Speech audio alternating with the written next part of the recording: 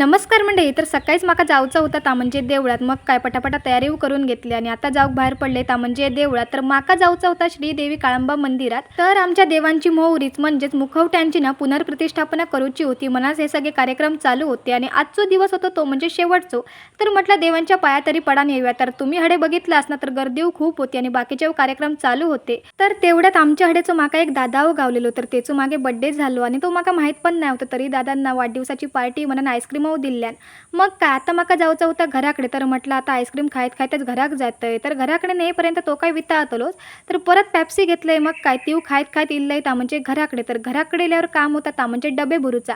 तर पटापटा डबे भरले आणि आता जाऊक बाहेर पडले ता म्हणजे मामाकडे. मग घराकडे इल्यावर काम होता ता म्हणजे आंबे काढूचा. म्हणूनच आई आणि मी इल्ल होती म्हणजे आंबे काढू. तर आई पटापटा एक एक करून आंबे काढून दे होती आणि मी सगळे निवडून घे होते. तर एवढे तर आमका आंबे गावलेलेच.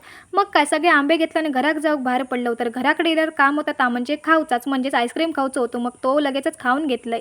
तर आता मग जरा लिवचा होता. तर म्हटलं ताव सगळा लिहून घेऊया. तर हडे बहीण बसलेली ती म्हणजे आंबे कापूक. तर आंब्यांचा काय करता होता तुमका आता सांगताय.